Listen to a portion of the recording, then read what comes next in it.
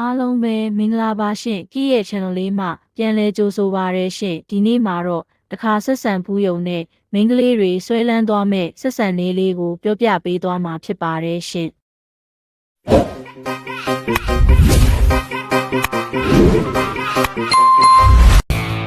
။မတွေကိုစိတ်ကျေနပ်စေမဲ့ပထမဆုံးဆက်ဆံနည်းကတော့ဆက်ဆံနေစုကြောအောက်မှာတစ်ခုခုလေးခုထားပေးဖို့ပဲဖြစ်ပါတယ်နော်တကယ်လို့ခုစရာခေါင်းအောင်တစ်မျိုးမျိုးမရှိဘူးဆိုရင်ခါကိုကင်လိုက်ပါအနှဲငယ်မြောက်ပြီးဆက်ဆံပေးကြည့်ပါနော်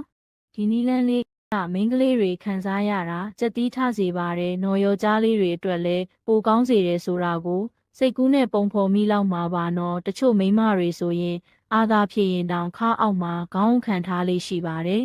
တိယနီလန်းကတော့မျက်နှာကိုစိုက်ကြည့်ပေးပါလေးဘက်ထောက်ပုံစံဆိုရင်တော့လုံးလို့မလွယ်ပေမဲ့လေကြီးထိုးရိုးရိုးပုံစံတွေမိန်းကလေးကမြင့်တက်စီးတဲ့အချိန်တွေမှာအားရတဲ့မျက်လုံးတွေညှို့အားပြင်းတဲ့အကြည့်မျိုးနဲ့စိုက်ကြည့်ပေးပါနော်မိန်းကလေးတွေကအဲ့လိုစိုက်ကြည့်ခံရတဲ့အခါပိုထကြွလာပြီးပိုဆိုဆွတ်လာစေပါတယ်နော်ပြီးတော့ခံစားချက်တွေကိုလည်းဖလှယ်လို့ရနိုင်တယ်လေတတိယနီလန်းကတော့အတန်ကိုတွင်းချင်းမလှုပ်ရှားပါနဲ့နော်ချက်ချင်းကြီးရုတ်တရက်လှုပ်တဲ့အခါနာကျင်တာမျိုးဖြစ်နိုင်စေပါတယ်နော်အချိန်ယူပြီးတဖြည်းဖြည်းချင်းလှုပ်ရှားပါဒါဆိုရင်မိန်းကလေးကအားမလို့အားမရတွေဖြစ်ပြီးခါကိုကင်ပြီးသူ့ဘာသာဖိချတာမျိုးတွေပါဖြစ်လာနိုင်စေပါတယ်နော်တဖြည်းဖြည်းချင်းအထိုင်ကျအောင်လှုပ်ရှားပြီးမှသာအရှိန်တင်ပါနော်စတုတ္ထအချက်တော့မိန်းကလေးကိုချီးကျူးစကားပြောပေးပါ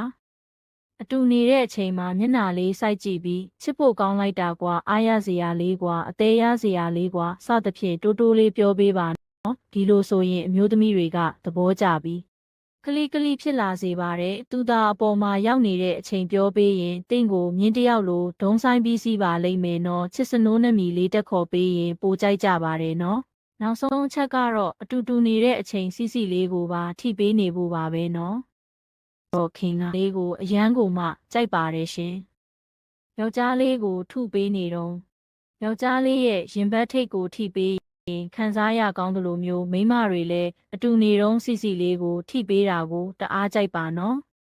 နောက်ဆုံးအပိုတစ်ခုထပ်ပြောပေးပါမယ်ဒီနည်းလေးကတော့ကြိုက်တဲ့မိန်းကလေးရှိသလိုမကြိုက်ကြတာလည်းရှိပါတယ်ဖော်လေးနှုတ်ခမ်းလေးနဲ့ဖိကိုက်ပေးတာပါဘယ်နေရာလေးတွေလဲဆိုတော့နှရွက်လေးတွေရင်ဘက်ကစီလေးတွေကိုပဲဖြစ်ပါတယ်နော်ဒါကတော့ကိုကိုတွေအတွက်မိန်းကလေးတွေတန်းဆွဲဖြစ်သွားစေမဲ့ဆက်ဆံနည်းကိုကျမ်းမာရေးရှုထောင့်ကနေတင်ဆက်ပေးခဲ့ခြင်းဖြစ်ပါတယ်ရှင်